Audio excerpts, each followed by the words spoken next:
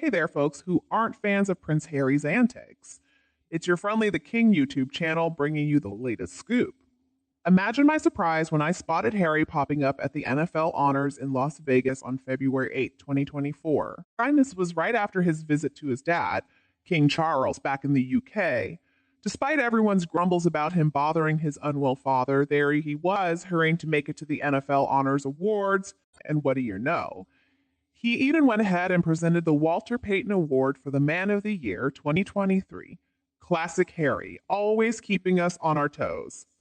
Our family loves American football, but if the NFL keeps shoving these two down our throats, we might just find another sport to enjoy during football season. It's pretty ironic. Don't you think? I wonder if Harry even understood the importance of the award, and does he even know how the game's rules work? Now they'll both act like they're experts on football. Thank goodness he didn't have the royal claw with him, right? I get it. But hey, Meghan Markle's Instagram was full of photos of Harry presenting the award. The NFL better not start teaming up with them for promotions.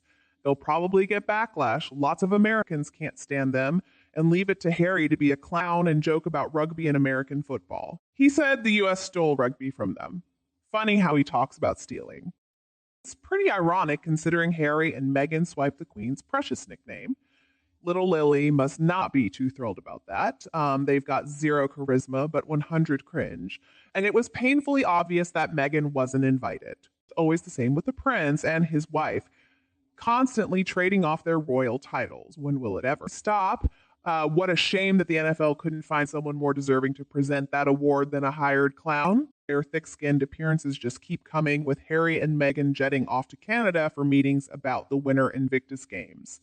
After the mess they caused in Germany, I thought they'd finally be banned from exploiting war veterans. I bet a lot of Canadians would protest if the Kells tried to pull off their scam again this year.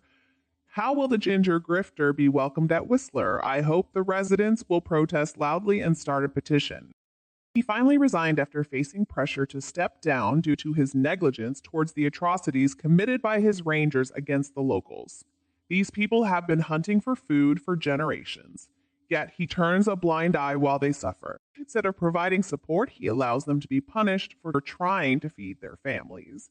Meanwhile, he indulges in lavish meals without a care. How much food does he donate from his own Arkwell Foundation to make up for their loss of hunting rights? Flying. It's appalling. He hasn't resigned from his roles in Africa or with the Invictus Games, but I hope public outrage will force him out soon. The Invictus Games are meant to support war veterans, not Harry and Meghan Markle. It seems like they're taking all the donated money for themselves. In my opinion, they shouldn't be representing these games at all. There must be much better choices to stand for them. Partisan veterans who participate truly deserve better. There's big money involved, and all the promoters seem to see are dollar signs. Cleaning up the Invictus mess isn't even on his radar. Only if war vets refuse to participate and sponsors pull out can we put a stop to the Archwell Express money train. Harry needs to put a stop to his wife meddling in the games. She's never served in the military, so she can't understand the dedication and sacrifice these veterans have made. They've put their hearts into these games. She's only there to boost her own popularity, but it's backfiring and hurting the charity. Everything about them is selfish. They couldn't care less about others as long as they're okay. Her constant need for attention is pathetic. I wish they'd lose their titles and see how they manage to be financially independent without using them for their own gain. I believe that Harry's rush to the UK to visit his sick father was nothing more than a PR stunt aimed at boosting support and funding for the Invictus Games by showing he still has ties to the royal family. It's sickening to think they might be gloating over the family's health issues. Harry's timing, coinciding with news of the king's cancer diagnosis, seems like a calculated move for extra PR. He even delayed the king's departure for Sandringham and rushed to the airport, switching to Delta to make it to the paid NFL awards. If his intentions were genuine, he wouldn't have broadcasted it to the world. Mine was clearly a PR stunt, likely to counterbalance the award event in Las Vegas because he knew it wouldn't reflect well on him. He was instructed to make the Mercy Dash, promising everyone would hail him as a hero.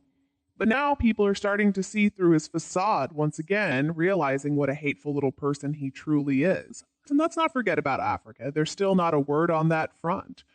Instead, more donations seem to go towards her lavish lifestyle, clothes, jewelry, hotels, travel, while veterans could greatly benefit from that money. $250,000 in Germany was nothing but a show, a fashion parade.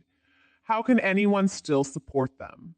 What about African parks? Harry flew high for the exposure and got it to distract people's minds. I could have been at the Invictus Games. I'd run on stage and give them a piece of my mind, let them know exactly what I think about their behavior, especially with Harry supposedly visiting his sick father. Oh, and did you know? He stayed in a hotel instead of staying at Clarence House while he was in the UK. Shows where his priorities lie, doesn't it? Young Harry could have stayed with a friend, but he's completely neglected his old pals, causing harm to many hardworking members of the royal family with his deceit. Staying at a hotel seemed like the only option. As whether he was offered another option or not, I have no idea. But with the king jetting off to Sandringham for some much-needed rest and relaxation, the flight was delayed anyway because of Harry's unexpected arrival. I doubt the king would have wanted him wandering around Clarence House alone, likely causing trouble for the staff, and he certainly wouldn't have wanted to be bothered by his son asking for more money, which, from what I understand, he's been doing every time they speak. Instead, he likely stayed at a luxury hotel, probably the Goring. As a side note, I heard he left 7 copies of a book as a gift. No money involved, just the books. I hope he at least signed them all. Okay, but it seems he's taken a page from his wife's playbook. Wasn't she leaving copies of her book, The Bench, everywhere she went at one point? A doctor advised Prince Harry to limit his visit to his father to only 30 minutes, stressing the importance of a quick visit. Perhaps King Charles and his doctors made the decision on how much, if any, time Charles could spare for Harry. It seems he got only 11 minutes. Hardly enough time for a smoke, a sip of tequila, and a request for more money for a big house. And I imagine he made an excuse to leave. Maybe claiming there was a delicious dinner waiting for him at Sandringham, and no, it wasn't roast chicken. If Harry had been welcomed by his father, King Charles, he could have easily continued the journey with him and Camilla to spend quality family time before heading back to the USA. However, King Charles had just undergone his first treatment and was eager to get to Sandringham for some much-needed rest. Instead, he had to rearrange his tight schedule and that of his staff to accommodate his son, who for years has waged a campaign of hate, lies, and jealousy to cause as much pain to his father as possible. Even 30 minutes sounds too long. Harry flew to the UK without even asking first. He simply informed his father he was coming. No invitation was issued by the palace, so palace officials had to scramble to rearrange things and ensure Harry didn't disrupt anything. And then there's the likelihood of the king not feeling well and not wanting visitors, especially not his treacherous son who publicly criticized both the king and queen, as well as William and Catherine across the world. If the forced visit indeed lasted only 12 minutes, then at least the king didn't have to endure Harry's presence for very long. Kudos to William for handling the situation with grace and not meeting with Harry directly, given the cruelty and vindictive lying from both Harry and Meghan. And he's aware that he's lost his friendship with William forever, as well as the affection of his father. It's truly a sad situation for any parent to be in. The king may still have some love for his son, but Harry and Meghan have made serious attempts to undermine the future of the monarchy. I'm certain the king understands that his loyalty must lie with the future of the monarchy. Alongside his heir, William, their brief encounter was all about money, apologizing to his wife, and negotiating a half-in, half-out type of work arrangement. Harry wanted to find a house to rent or buy, but he may have been banned from the country.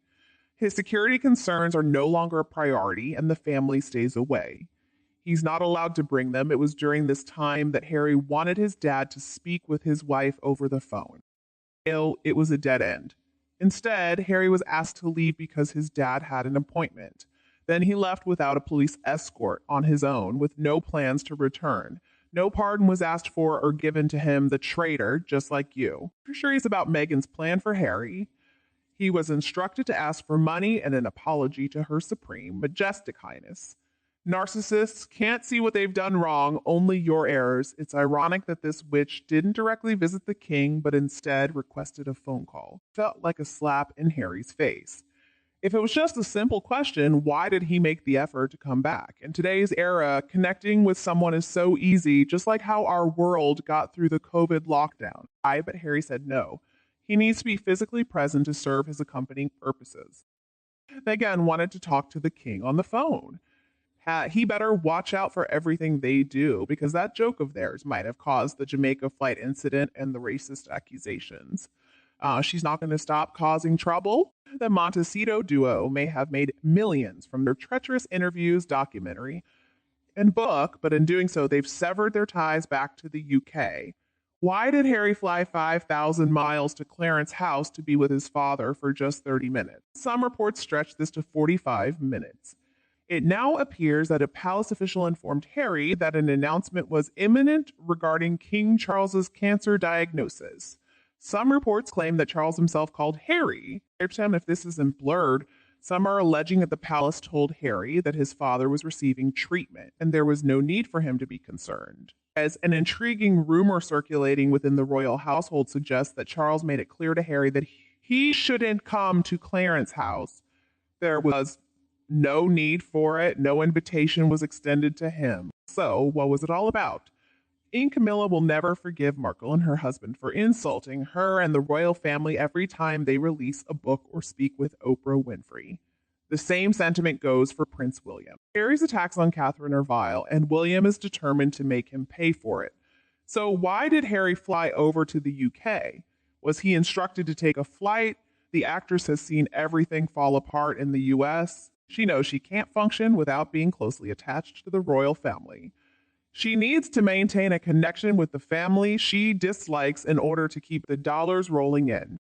Even though reports keep surfacing about them not living together, he still does whatever she tells him to do. She would have made it crystal clear to him that while Netflix is throwing cash their way, they must maintain the facade that they are still very much connected to the royal family. The Netflix executives aren't briefed by the palace.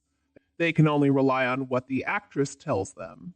Harry has been vocal about Charles and William feeling trapped within the palace walls. Markle would have seen Charles's cancer scare as a golden opportunity to demonstrate to the world that the Sussexes are still part of the royal family. Of course, she would have known that there would be no meetings for Harry with Camilla, Catherine, or William, but she didn't care if he felt uncomfortable or embarrassed. She wanted him on that plane heading for Heathrow, and once again, she was wise enough not to accompany Harry.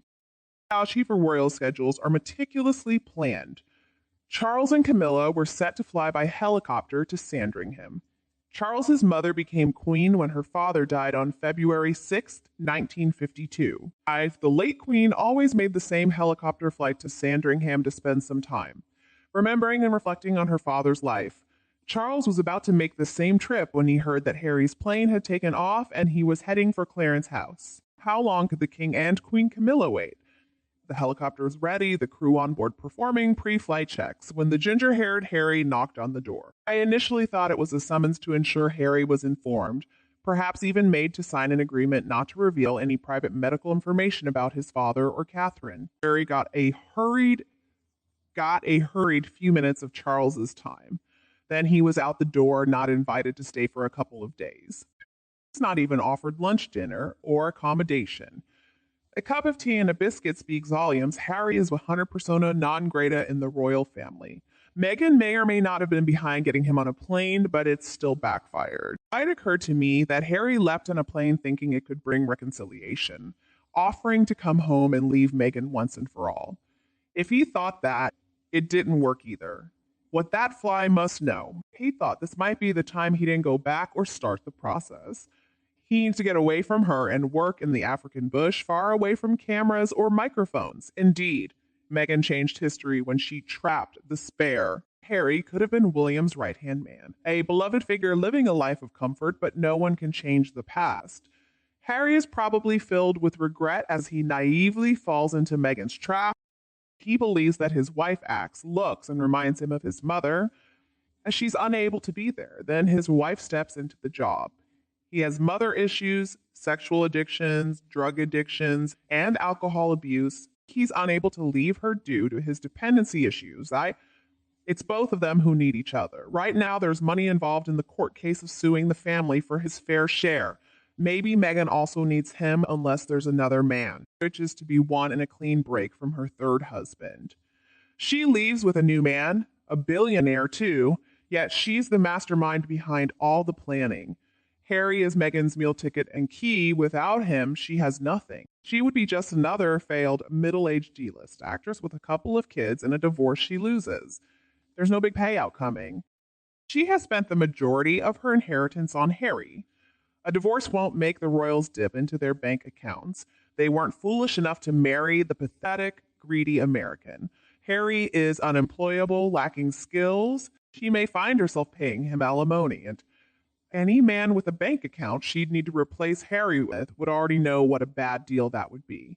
A manipulating liar with no redeeming qualities or morals. She doesn't have much to offer. Being middle-aged, her need for money and fame isn't very appealing.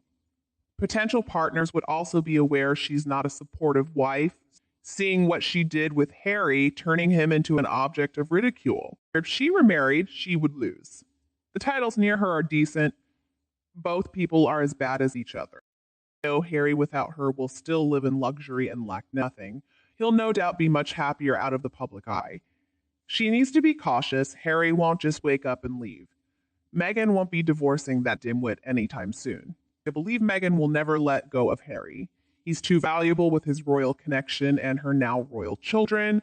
Despite her disdain for the royals, Meghan is unpredictable and unreliable on any level. She just moves from one thing to another in life. Her kids are her aces, along with Harry's connection to royalty. She may grow tired of him and move on, but the drama it brings throughout her life will likely thrill her endlessly. As for Harry, he made a big mistake. Some people think Meghan will probably discard him like she did her first husband. As she ended her first marriage by post. She's networking with very wealthy men. The Getty family has reportedly distanced themselves from her. Harry was used at the moment. They both claim to hate titles and not want them, but now they use them all the time. However, it's not opening doors or bank vaults for them. She overestimated his influence and wealth and how she could be the top star in the royal family, but nothing worked out and they're falling out of favor rapidly. According to a relative in service, they didn't expect the wedding to happen, but Harry throws a fit if he doesn't get his way. So, it went ahead and they gave it about 5 years. Harry is just as despicable as Meghan. He's fully involved in this with her. They blame him more than her. Harry could have prevented all of this from the beginning, but he didn't. He provided Meghan with most of the information she used against the royal family. It was the late Queen's refusal to grant special patents for their Spross titles that triggered this whole nightmare. It was always about the titles. When they learned early on that the Queen wasn't going to grant it, and they would have to wait until Charles was king. They didn't want to wait for what they thought would be many years down the road to get titles. That was all the witch is doing. She began scheming and breaking royal protocol, threatening them with racism because the late Queen wouldn't budge. I still believe she dismissed them after the fiasco in Australia. She allowed them to frame their exit the way they wanted. But it wasn't their original idea, as they claimed. He hadn't heard a word from them. After their departure, Meghan Markle went on Oprah complaining about how it wasn't fair. One set of great-grandkids had titles and hers didn't. She knew the reason but cried racism, knowing most people didn't understand the protocol for titles. As soon as those frogs got their titles, they were willing to forget everything and go home. But they didn't anticipate the public's deep grieving for the Queen and how their lies, slander, and mockery had angered the whole world. People won't forget anytime soon. They're done. Harry is just as guilty. They should be made to stay together. They deserve each other. We all know this. Every one of us around the world has watched the self-inflicted train crash of Harry and Meghan. Sure, they were in it together, but they're not together now, despite the occasional orchestrated appearance, which is his own doing. But dwelling on the past won't change any of it. I'm not sure what you're disagreeing with in my comments. What I meant by those frogs is a term of disdain for the other royals. Watch, that whole situation will soon come crashing down around Meghan's ears. Harry might yet escape from it. I know people used to think he was a mischievous, lovable prince, but there are lots of stories emerging about what a horrendous person he truly is and always has been. For sure, William Charles, Camilla, and Catherine know that the words in those books and interviews may have been pushed by Meghan, but Harry agreed to speak them. Nobody held a gun to his head, and he seemed quite eager to express how truly terrible his family was and is. What is probably shocking to both of them is how few people believe their lies. Those who do believe them are called sugars, and they're rightfully referred to as foolish. This woman controls him. What bombshell does she know about him or members of the royal family that she threatens to go to the media with? I've long felt that he's been blackmailed into complying with her demands, especially considering his behavior towards his brother and Catherine. The closeness he exhibits towards her is beyond belief. The woman he married is evil and will continue to control his life until she destroys him to the point where he can no longer function, but she will still retain the all-important Duchess title. Now, the only way this talentless, vile, lewd, crude, money-grabbing waste of space can make millions is through her royal connection. I have my suspicions about the knowledge she holds over Harry, forcing him to speak or write her words. Now, Harry's US visa is coming up for investigation due to his non-declaration of drug use. Getting his visa revoked would be quite convenient all around. It shows the American public that even a royal prince isn't beyond the law and brings him back under palace control. Harry back in the UK will never be allowed freedom of movement ever again. He'll be monitored for the rest of his life and kept away from the public. There's no possibility of rehabilitation for him anywhere, including in other countries, then Meghan will bear all of it. However, somehow I think he will not be deported. Every kind of criminal, people on terrorist watch lists, drug mules, and human traffickers are allowed to simply walk into the US. They wouldn't bother to deport Harry. They also wouldn't want to create a diplomatic controversy. I don't think the UK or the royal family wants him back. Finally, with all the speculation about what prompted Harry to see his father, at the end of the day, he and his mouthy wife only do what they think is best for themselves. They want to show the world that he was a dutiful, loving son and would fly 1,000 miles to be at his ailing father's side without any public apology about the vile things he had said and printed about his family, all in his drug-riddled brain. He thinks they will forgive and forget all the terrible lies he and his mouthpiece have concocted about the royals. That should be a real clue to all of Britain about the state of Harry's brain, feelings, loyalties, and how his strings have always been pulled by Meghan since he met her. Harry's brain is now mush, and she knows that and how easy it is to manipulate him.